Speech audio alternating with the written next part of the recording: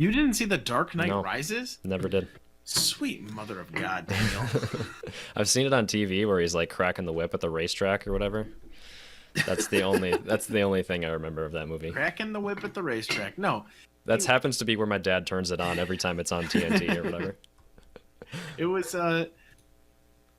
like the football field.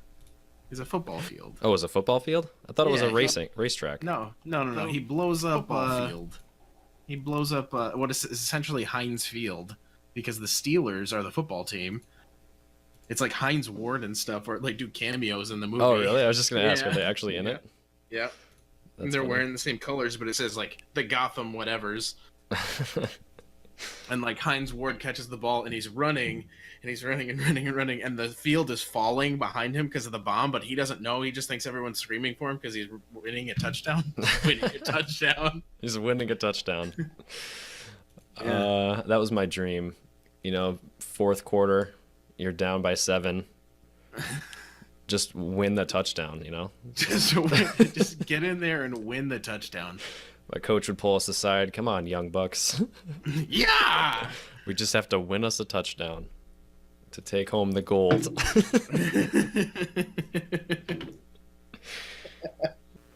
This episode brought to you by FaceTime, so Dan and I can see each other without talking over the other.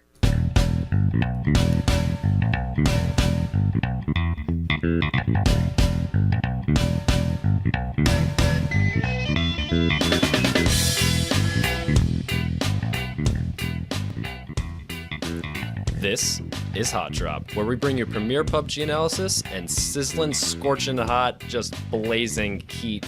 Just, you can't even handle it drops. I'm Dano, And I'm Cody. and let's get into it. Oh, man. What's going on, everybody? It is great to be here on a special Tuesday stream. Dan and I are really pumped. Unfortunately, there's some server maintenance, so that might throw a wrench into our gear here. But this is episode 28. Some hot notes on some hot takes. The hottest of notes. What do we have for everyone tonight, Dan? We've got a bunch of really good stuff. Just the best stuff. Everyone agrees. Literally the best. Ask anyone. It's Ask- the best. Anyone. My good friend Cody, he agrees. It's the best. So we've got our show notes, which include a variety of topics. First off, we want to talk about our corrections. I said some things in the last episode about Xbox that may or may not have been completely true, and I want to touch base on those things. And because I feel like it's a good thing to do, we just don't want to make sure that we don't give you false information. And I would like to point out that I was publicly shamed when I made a mistake and had to issue You an were? apology. Oh. Post haste. yeah, that did Post happen. haste. That did Post happen. haste. We're waiting, Daniel. Constituents of Hot Drop,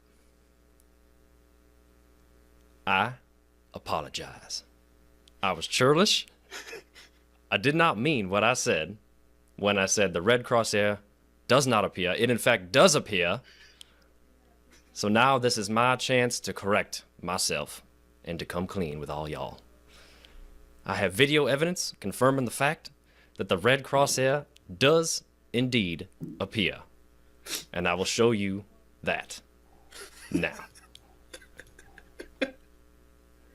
Here is the video evidence brought to you by none other than D Block from our Discord channel. As you can see here, as you move open the door, your crosshair, though it appears to be pointing outside the door, does not mean your bullets will follow through to where the crosshair is pointing. So this is where I was talking about those moments when you're aiming through a door or through a window, and you'll see a red crosshair appear telling you that your bullets aren't actually going to go through that window. They're going to hit the door frame or door or the edge of whatever you're aiming through. So here's some video evidence showing that indeed we do see a crosshair that is red, indicating such. And I claimed previously that that didn't appear on the Xbox, and I was wrong. For that, I apologize. Accepted. Thank you. I'll be here all week. But you won't be. I know, I actually won't be. Next is people are saying cars, not a big deal at the end of the game. They used to be. I've played a little bit more on Xbox. I've noticed that cars at the end are a thing. Apparently, they used to be more of a thing back in the day before I started on Xbox. Now they really don't seem like that big of a deal. I will agree with everyone else who brought that up. I played the very first game I played. It did seem like there was an abnormally large number of cars at the end game, but every game I've played since then, I haven't noticed that. So maybe that was just me thinking it was going to be that way, and it sort of turned that way in my head. I don't know, but Do you think that that ends up being kind of like a let's follow that guy kind of situation for like a dying meta, if you will? it So could like, be. hey, that guy got into a car and he's heading toward the circle. I'm gonna get into this car, and then the next guy goes, "Are those two cars in the circle? Oh, we're at it again!" And then they like circle around in their vehicles and kind of go for it. Yeah, it could be. It definitely could be. I got to play more to really get a good feel for it. Mm-hmm. There's something I want to talk about coming up about vehicles. Just the fact that you take so much damage when you drive around in them. I think that the change that they made to combat people just driving in circles did work probably because we saw that that was a problem. People have said it was a problem, and then they'd made changes to revert. Well, not revert, but they made changes to make car takes more damage as you shoot it, and I think that kind of cured most of it. But you're right; it could be a carryover from what people used to do. Yeah. I Instead mean, we of like still how see things a work lot now. of things, I guess, that we used to see that kind of faded away every once in a while. Hmm. We're still not seeing people go short side though, which blows my mind because it works for us almost every time. Yeah, But you're still seeing a lot of people play less strategically and more hot handed at the early game. But every once in a while, you'll see people kind of go down, see a situation out, and flee or go and pick up vehicles where that didn't happen at the beginning of the when we first started to play this game. Remember, like people would drop in, fight each other until like there was no one left, and now if 20 people are dropping somewhere, half of them leave. And you go, I'll leave it for those guys. I'll pick up whatever I can later. And I feel like yeah. that's a similar kind of situation. And I think we do that ourselves too. At least for me, there's more times where we drop and then see a lot of people dropping at our location, and then we just peace out. We're like, why bother taking this fight? We just want to stay in a game, especially as squads of four. We don't want to have to go through the process of exiting the game and restarting the lobby and waiting that extra 3 minutes when we can just run away, save the kill for later. Maybe someone else will kill the people that we saw, and just get out unscathed. Yeah. And it also depends on the kind of team you have and stuff like that. So I guess I kind of Yeah. understand like where it comes from and why meta can die and kind of show itself again. And Yeah. One of the things that died, actually, I think, is dropping at the military base.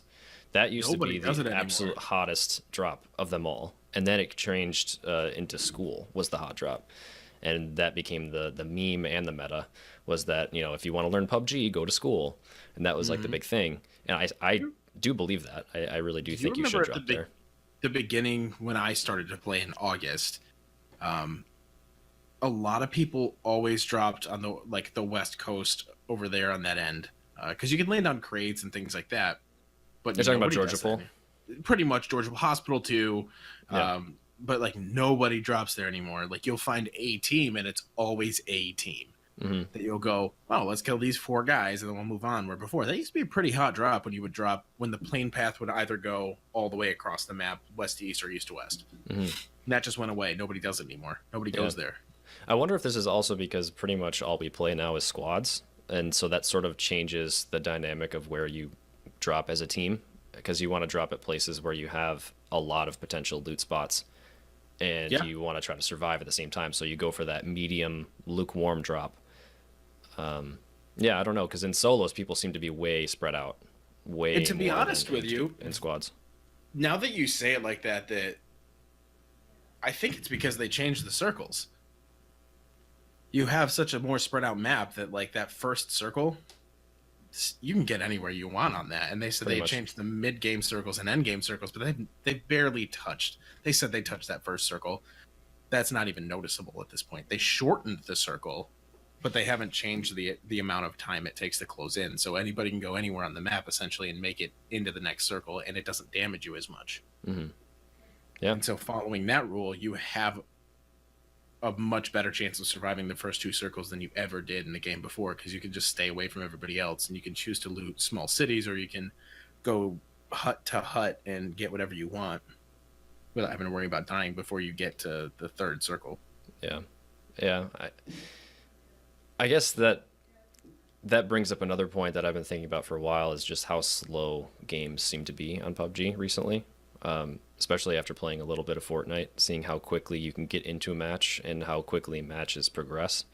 And PUBG, like there's always this moment where you're geared up and you're ready to move on to the next loot location, or you're ready to pick a fight, where the game just slows down to its slowest point. It just sort of crawls along and you're like, well, we've got 45 left and the circle is still massive. It's maybe even 10 minutes into the game, if that. And now we're sort of just looking for something to do, looking for fights to take. But why do you think that is? Why do you think it move, other than the size of the map? Why do you think that moves faster in Fortnite and kind of keeps you? I think the size of the map is the biggest thing, for sure. And there's no vehicles, which is the other thing. So people are sort of running around all over the place and maybe easier to spot. If they're just running along as a group in a pack, you're probably going to be easier to spot than if you're just together in a UAZ just zipping across the field. It's just the circles seem to be faster. I would have to double check the timing to make sure that I'm correct on this, but Fortnite just overall seems to be a lot faster game. Fights seem to be quicker. I think it's a couple things. I think it's the size of the map. I think the circles do move quicker. And I also think it's the building mechanic, because when you build a wall, it's a pretty large wall and you can see it from a long distance away. So as soon as you enter a town and you can see that there were walls built or ramps built where there shouldn't be, you know that there's people there and you go actively hunting for them. I don't have enough Fortnite experience to really talk too much about that, but I definitely think it's a faster game than PUBG. And sometimes I'm finding myself enjoying that, because PUBG can seem to slow down sometimes a little bit too much in the mid game. It's heresy. Yeah. Blasphemy! Downward Spiral in chat says 8 million people jump down to Tilted Towers as well, which takes out half the player base for that server. Yeah, you've got those big hotspots. I'm sure there's similar zones like school for PUBG, and it sounds like Tilted Towers might be one of those, where it's just everyone drops there and it cleans up half the players in the first 2 minutes. Right. So it's interesting to see like how that game meta, I think, developed twice as fast as any game meta in PUBG developed. And maybe it's because of the smaller map, but maybe it's also because you can hear footsteps better. Yeah. Things like that. More accessible buildings because they're all destructibles. Things like that. You can hear a lot more about what's going on, and people aren't afraid to just go up and check it because it is so fast paced. Whereas my experience with PUBG is I don't think we're non-aggressive players. We seek out fights all the time, but we're waiting to hear where people are coming from, and like, yeah, maybe we shouldn't move over there just yet, maybe that. But with Fortnite, you get in and you get out. So if you die, just hop back into the next game and you're fine. Whereas this one, I'm gonna have to wait 4 to 5 minutes to get into the next game, and we start all over again.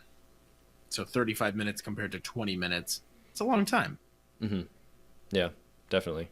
It's more of a time sink, and it's more of a, what's the word? There's more riding on your death, I think, in PUBG. I think that's what you're getting at pretty much, is that in Fortnite, if you die, it doesn't hurt as bad. But in PUBG, you feel like you are really working towards something. And if you die 25 minutes into a 35-minute match, it hurts a little more. Yeah. Because you lost a lot more progress in your head. Ducky in chat says cars also move faster, so people wait longer to move in PUBG. And I think that's a really valid point.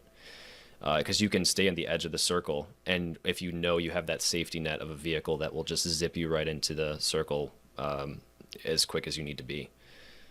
Yeah. Like in Fortnite, you have to plan out your running a lot more in advance, I think. Also, because of the no fray look in Fortnite, that jump look that everybody's doing makes you seem so much more noticeable to follow people, essentially. Like, I'm going to seek that out. Oh, there are 3 people hopping and jumping to mock a free look. Yeah. I'm going to head over there. Yeah. That's where all the action is. That's the other point I wanted to bring up too, was that you see people from a further distance. I talked about how you build and you can see the walls, but you can also see people from a further distance because of the art style. Everything is sort of monotone colors. There's less color variation. There's less grass and trees and coverage like that. Right. And I think people just stand out a little bit better against the scenery. For sure, for sure. Do you want to move on? I think this is not exactly what we wanted to talk about. Yeah, for sure, man. Let's go back to the script a little bit. So take it away. Yeah, so the PUBG community manager posted on Reddit about the next Xbox patch, and kind of the highlights for that is that they plan to release the next patch in the next few weeks. But right now, their number one priority has been game optimization and stability. And they claim that they've been working on that every single day, 24/7, yada, yada, yada. That's cool. Yeah, that's cool that you're posting that. Hey guys, I know, hang in there. It's great, but we've just gone over this for the last 3 weeks in our podcast about PC. It's just hang in there. We promise we're doing stuff. We're doing stuff. We're doing stuff. But they say you're going to see some real quality of life fixes in all of this. It's going to be that their top priorities are like hit detection and crashes and FPS optimization, which is still a thing with PC as well. But people are also complaining about mouse and keyboard use, which we did a lot on here. So there's kind of a lot to cover that people just seem to be missing from this game, and this dev kind of coming on and saying, "Hey, hold tight, we're actually doing stuff. Please, please, please don't leave us." Yeah. The other thing that they bring up in that post was the fact that when you submit a patch to Xbox, Microsoft has to approve of it. So there's like an extra layer of wait time between deploying a patch and actually seeing it confirmed and on live servers. So on PC, they can just press a button and it'll push the update right to Steam and you can download it. But there's an extra QA, I think, on Microsoft's side to make sure the patch won't crash the system on Xbox. So I think that's something they wanted to highlight, just to tell people, to reassure them patches are going to take a little bit longer on Xbox, and this is why. And I think it's a valid reason. It's just I wish things were moving a little faster. That would be honestly nice. If it's not about the quickness of it. We talked about it before. It's the transparency of it all. They waited twice now, to the point where both populations of Xbox and PC were fed up visibly by all the other people that stream and post and blog and do all the stuff that, hey, what the hell? And did they notice that we weren't gonna, or did they think that we weren't gonna notice or complain about it? Or are they now just saying like, oh yeah, you guys are right, we're not really keeping you in the loop right now? Yeah, I don't know. I don't know if that really matters. Maybe even if they were transparent and not coming out with stuff, maybe I'd still be a little pissed about it, but we won't know. We're not gonna know. We're not gonna know. Still gonna be grumpy. Yep, we can be grumpy. That's fine, but not too grumpy. Just a little bit grumpy, because I still think this game is awesome. I mean, I love it. We're still doing a stream. We're still doing a podcast, but I just want more. Yeah, that's the nature of the beast. I don't want it to die because of a game like Fortnite.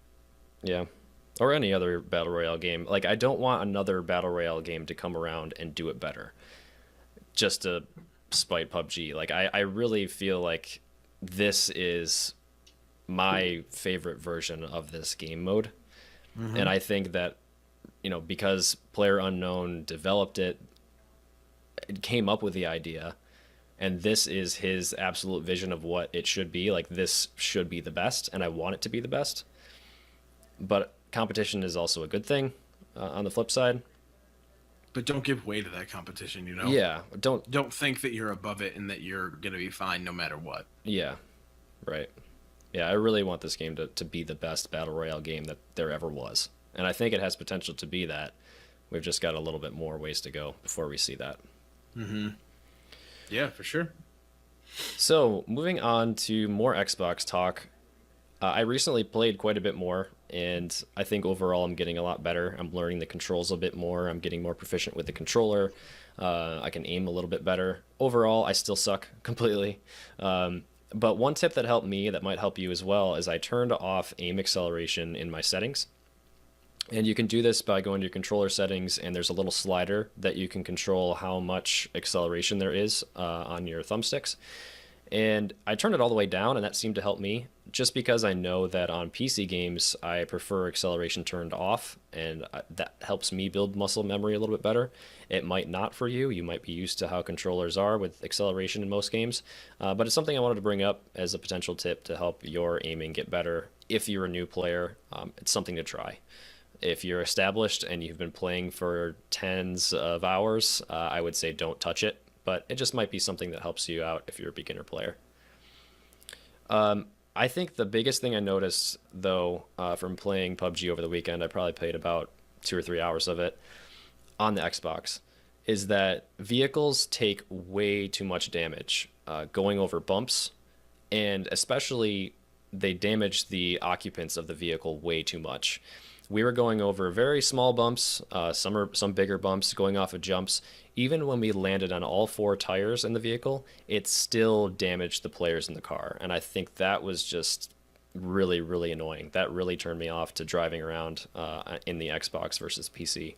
Because on the PC, if you hit your tires on the ground first and you don't bump the fenders or the front or back of the car, it doesn't damage you. But for some reason on the Xbox, when you hit bumps, even if you land on your tires, you still take damage. I thought that they reverted back to it's a non-issue. They did revert that, so I think what they did was they increased that, and then they reverted that increase, but it still is more than the PC. And I think that's the weird thing about this is like, if they're trying to kill that meta, don't piss people off with it, just nerf it. Mm-hmm. You know what I mean? Like, I understand for one that code is tough. In-game code is tough. But they shouldn't have to worry about going over a bump to be damaged. And they don't need to make it so bad that, like, we don't want people using cars in endgame to be able to ruin everyone else's experience. So where's the middle ground there other than, like, hey, did you guys just lose 10% damage by going over a bump? Yes, we did. Because it's the thing that makes you have to use an energy drink or use a painkiller when you might not have to. Like, those things do matter at the end, especially when you're playing squads and you don't have as much loot going around. If you have to take a painkiller just because you happen to hit a bump and still landed on all four tires, that doesn't really make a lot of sense. You're going to find yourself at a disadvantage versus a PC where you wouldn't have that problem. You're going to have a bad time. You're going to have a bad time. So, I don't know.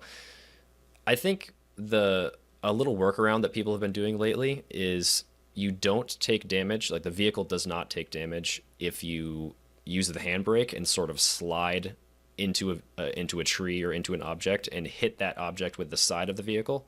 I think we see this on PC too. Yeah, the vehicle and its occupants don't take damage if you hit the object in the doors on the side or side, left side. I guess I've never really paid that close attention to the side impacts because they don't happen as often. They don't happen as often. You flip a lot, but you don't like slide into a tree.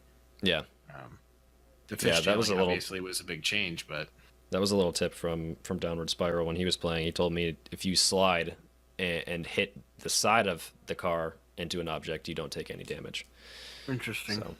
So, it definitely noticed that it was the front and the back of the vehicle that took the most damage, but you just, I don't know. You can take damage to the vehicle. I'm fine with that, going over bumps. But if your player is taking damage from just landing on all four tires, that doesn't make any sense to me.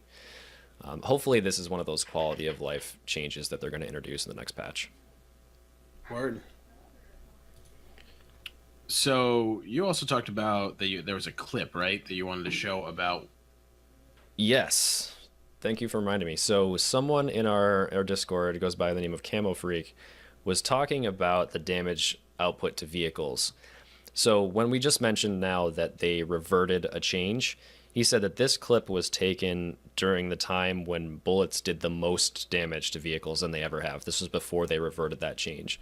So this right here is a clip where they are setting up a bridge ambush. So you can see that Camo Freak and all of his homies are setting up this bridge ambush where they're parking all these vehicles. And then all of them open fire on this vehicle that's approaching them. And you can see, like, this vehicle goes from nothing to on fire in about 5 shots, it seems like. Like, it just immediately starts lighting up. And it explodes and it jumps over their blockade that they had set up on the bridge. So let me switch back to that one more time. So they're setting up their barricade, and you can see, like, they didn't pump that many shots into the vehicle, and it just explodes almost immediately. So I don't know. For this reason, the Camo Freak said he liked the damage output to vehicles back when it was not reverted. And I get that because this was awesome to watch. But I think it's still, that seems like bullet damage to vehicles is way overpowered in this clip, at least. More realistic probably to life, but right. Way overpowered. Yeah. But that was a fun clip. I'm glad people shared shared that. So if you guys have any other clips you want to share that relate to the stuff we're talking about, or even don't really relate to the stuff that we're talking about, things that will bring up talking points on the show, please feel free to share them in our Discord. Really love seeing stuff like this and seeing the community interaction that you guys are bringing. So as you played Xbox, you also played with Kyle, our friend Kyle, and he had some thoughts about what he thought about the game initially, and he's put in how many hours? The same amount as me, probably about 5 hours total. Yeah, so 5 hours total, and so he thinks that PUBG is too dark apparently, and inside buildings and even outside in the shade, it's too dark. And then the HDR when walking into houses is much too strong, and you can't see. Oh, like it's jarring when you walk outside. Yeah, essentially, right? Right. So HDR is sort of simulating what the eye is doing if you're walking from a very bright environment to a dark environment, or vice versa. So if you walk from outside to inside, everything is black for a little bit until your eyes adjust. It's supposed to be a realism thing. So someone in a house has an advantage on someone walking in through the door. That's my technical take on this. I think the HDR is just pushed up a little bit too high. I think they need to back that off just a little bit to make it more fun. But the darkness specifically, he was referring to indoors and when looting. He thinks the objects are really hard to see on the ground. But 100%. he's also coming from Fortnite, where the weapons just float in midair and are massive, And they're glowing you can't different possibly colors. miss them. Yeah. No, and that I think that's a really good point though, because even as somebody who doesn't play Fortnite, like I think that the weapons and the loot is just too dark and it blends in too much, and unless you tab loot, you're gonna miss some stuff. Yeah. Yeah, but the one thing he said about the looting is that he kind of liked all of this. Like, he kind of liked PUBG because it's a little bit more of a skill difference. So you're not just running through the house mashing X to pick up everything in sight. You actually have to think about it, look at what's available to you and how to best use those tools to your best of your ability. So if you're presented with a shotgun or an SMG, what do you choose? If you're presented with different attachments, which ones do you pick up? If you don't have a backpack, like comparing what you want to bring with you. He liked the fact that there's a bit of a learning curve there, and it makes the game more exciting, he thought, than just knowing as soon as you pick up a weapon, like that's all there is to it. He liked the more variety you have in PUBG. He did add that he doesn't like that building mechanic of Fortnite, though. So if you're talking about realism and the things that are going to make you think, he says that it doesn't. It adds a piece of a game that you don't really need, because Fortnite, the game, is about like building structures and things. And so if you're going to have a battle royale about that, you're going to have to add in that building aspect. And so I think if they had their choice, do you think they would have added in that building aspect of the game? Do you mean in the battle royale? Yeah, like if Fortnite wasn't like held in that, like, oh yeah, this mechanic is part of our game, so we have to add it into our battle royale mode, don't we? Mm-hmm. Do you think that they would do that in hindsight, or do you think they don't care? I don't know. That's a really good question, because to me, I'm not really a game dev, but I've played a lot of games and I know sort of what fits, and it doesn't really seem like a building mechanic fits in a battle royale game. I don't know. It's kind of an interesting thing to just throw in after the fact. Like, I can think of a lot of other things first instead of building, but to add to my game. But I don't know. Like, that's a good point. Like, is the building there just because the regular Fortnite game has it? I think it's a valid question. I don't know. I would like to know the history of it. Yeah, for sure. For the decision making. So Kyle is more of a Fortnite player. He's played quite a bit with his friends. They usually play squads. And he said he doesn't really like the building because he thinks it slows it down a little bit. And overall, he thinks the game is slowed down a little bit by the mechanic. And also, they're just not very good at it. So I can see the flip side of that argument being, well, it introduces this new mechanic that's a lot higher skill ceiling, and it makes the game something you can work at for a while to get better at building, because it is a major part of the game, especially at the end. So the situation would be like, 20 people left, the circle's pretty tight, and then everyone would start building towers or structures to protect themselves. And that made it so everyone knew where each other were. But if you're not a very good builder, you're going to have trouble because you're just going to run towards objects that already have, you know, people inside them. And it's going to have, it's going to be a pretty tough time for you to win that game if you don't know how to build very well. So my argument for building is the fact that it does introduce this really high skill ceiling mechanic into the game. But to me, it's sort of a weird thing to add. Like I said, I would add a lot of other skill things ceiling worth adding? That's a good question. Yeah. I don't know. It adds this thing to it, but it's also, I can't even think of a good metaphor for it. It's like throwing like rubber ducks onto a street because it'll make more noise. You're like, yeah, this is funny. Yeah, right. Does it really help us? I see what you're saying, yeah. Does it make the game better? Does it make driving on this road more enjoyable? Yeah. I don't know. But it seems like it's pretty enjoyable because I mean, obviously, yeah, I'm an idiot. Yeah. Millions of people play it. Yeah. No, I don't know though. I don't know.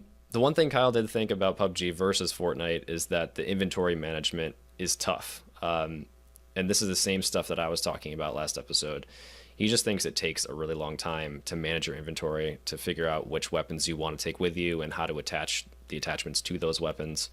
But he does like it. Like he says that makes there's some tactics to it. There's some decision making depending on what you prefer as far as a loadout. So one of the things that he recommended was an attach all feature that might speed things up. So if you pick up a weapon from the ground that doesn't have any attachments on it, like a one-click button that will give you all of the possible attachments that weapon can take and just put them on them. Yeah, that you have in your inventory. So if you only have a quick draw and a red dot, it's automatically going to throw a quick draw and a red dot on there. Right.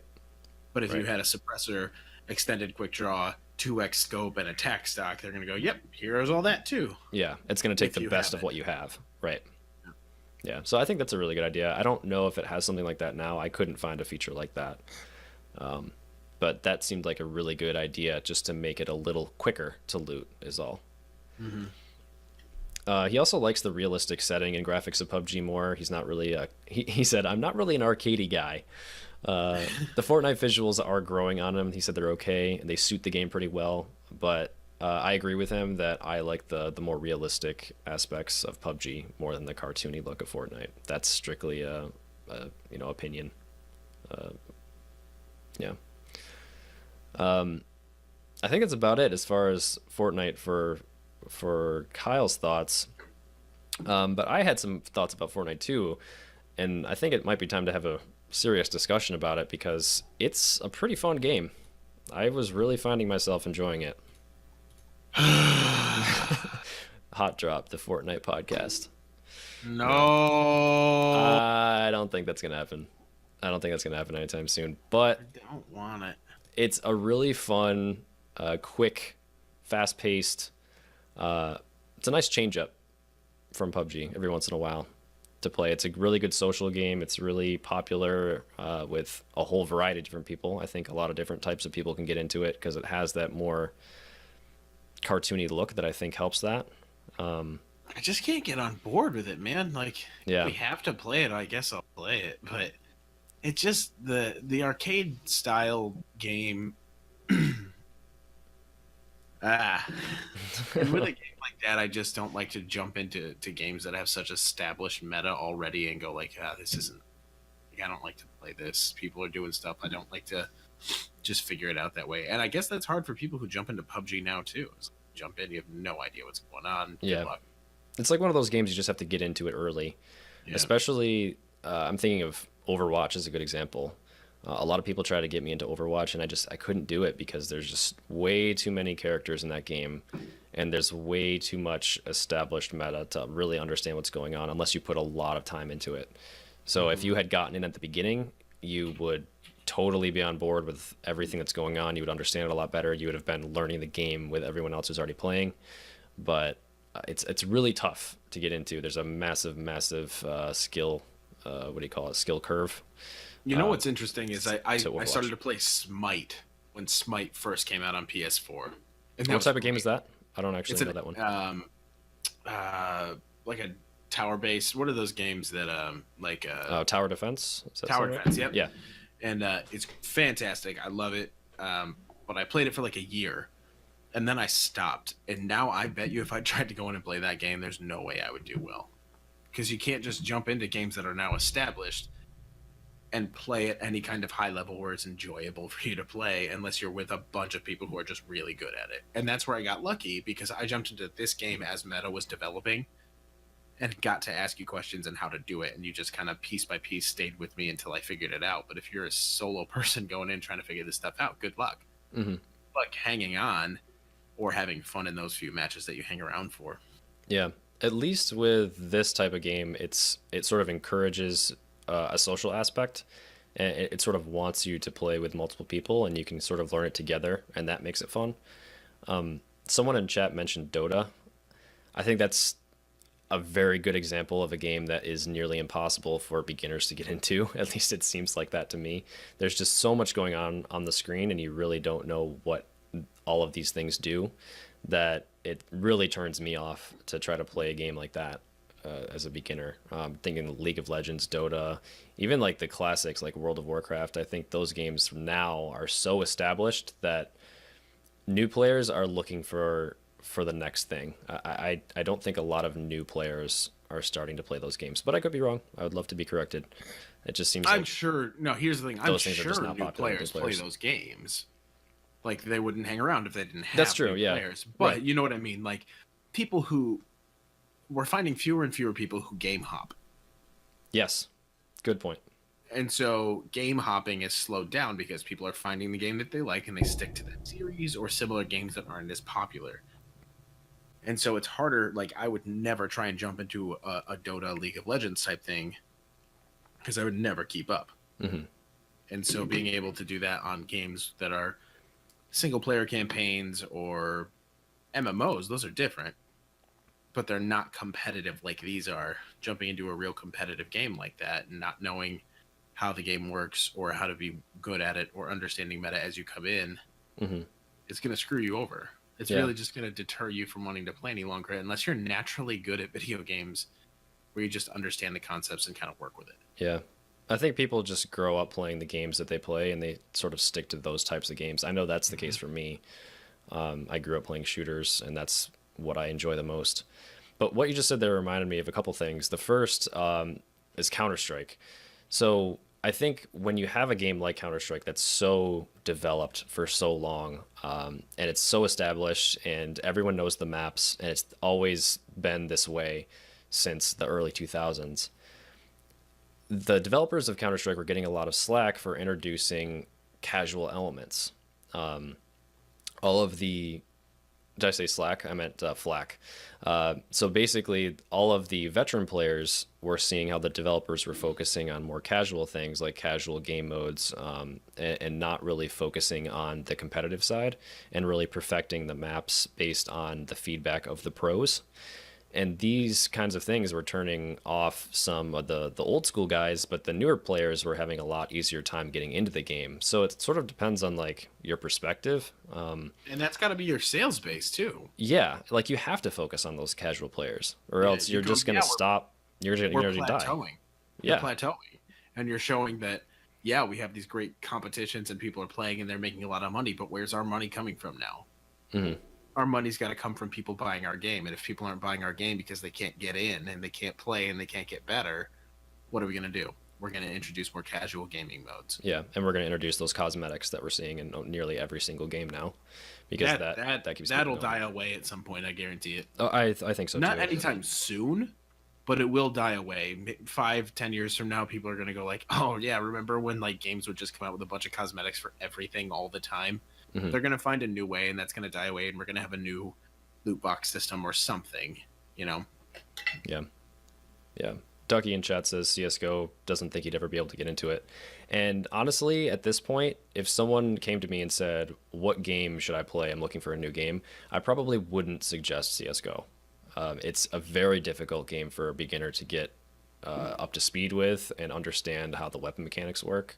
And to get good at it, you have to spend a long time perfecting your aim and perfecting the spray patterns of the different weapons. So I would suggest something like this, where even if you're, this meaning PUBG, even if you're not good at shooters or not good at PUBG at all, you still have an equal chance of winning your first game. compared to everyone else in the server who has been playing for a really long time. I think that part of PUBG is what makes it great. But there's one more thing I wanted to mention that I thought of, and I don't really know how this connects at this point, but you're saying how people sort of only stick to one game and they don't really game hop so much. And that reminded me of something that I heard on an interview with one of the better Counter-Strike professionals. So he had an interview on the Joe Rogan podcast, and he was talking about how when people ask him what he does for a living, people say, "Oh, you're a gamer." And he's like, "No, like I sort of almost take offense to that when people say you're a gamer." He's like, "I play Counter-Strike." Like you don't go up to someone and say, who's, you know, Aaron Rodgers, quarterback of the Packers, you don't go up to him and say, "Oh, you're a football player." Well, you are. Or I'm sorry, you wouldn't go up to him and say, "Oh, like you're a sports guy." You would say, You're "No, an athlete. I'm an athlete, but I'm the quarterback for the Green Bay Packers, and I play football. Like that's my game."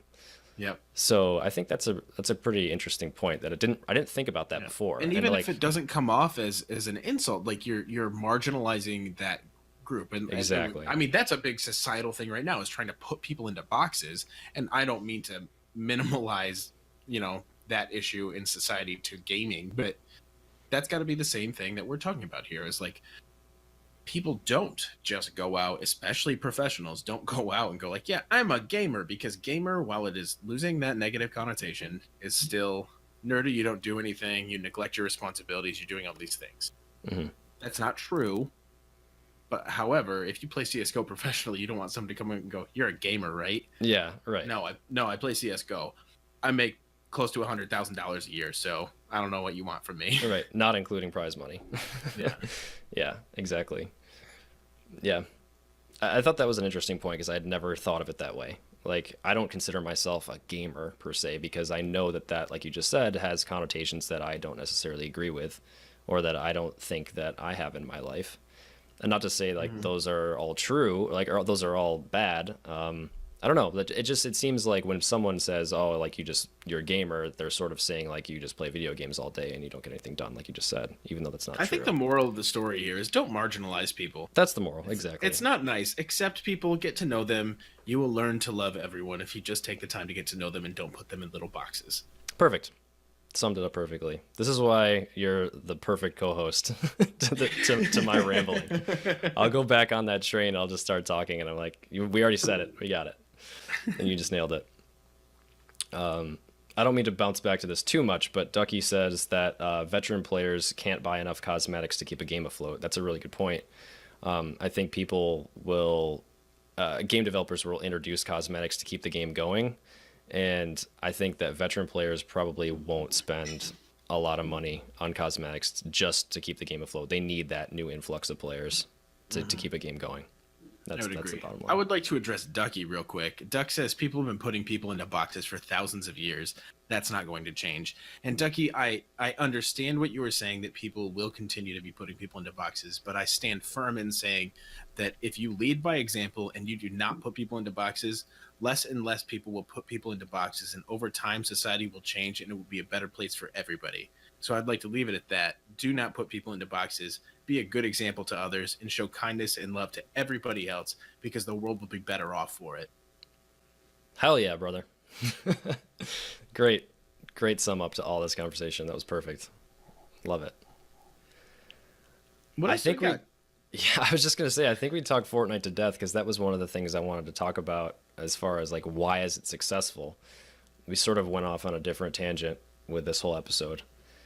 It's cool. I enjoyed it, and peace, love, and all that stuff. You know. Yeah, I think it was a really good talk, man. I really liked this a lot. This PSA has been brought to you by HOTDROP. The hottest of drops and the PSAs of PSA-ness. the P-est of essays. The most public of essays. Toasty drops and ice cold philosophy. Love it. Well, that's pretty much everything we've got for all of you. I would just like to say I love every single one of you that hangs out here all the time. I would like to I would like to thank everybody who leaves reviews on iTunes and all of our social media platforms. Please continue to do that. Even if you don't want to take the time to write an actual review, just please give us those 5 stars, because that means a lot to us, and it allows for us to get out there. We just got over 3,000 downloads, and we're really, really excited about this. And every time we release an episode, we have more and more downloads on that first day, and we couldn't be more thankful to all of you. So please, just like, subscribe if you like what you're hearing. If not, that's cool too. We are on iTunes, Google Play, TuneIn, Stitcher, all those other things. YouTube accompaniments, yes. If you guys continue to like and watch those, we will keep posting them. Please hang out in the Discord. It's super fun in there. We like to stay active as much as we can. Don't put people into boxes. Love everyone. I think that's going to be the new title. Don't put people into boxes, episode 28. So good. Until then, everybody. We will see you in game in about 5 minutes. Sounds good. We're going to log off of this stream right now, and then we'll come back in a very short amount of time, mere seconds, and we'll have some hot drops for all of you guys. Stay tuned.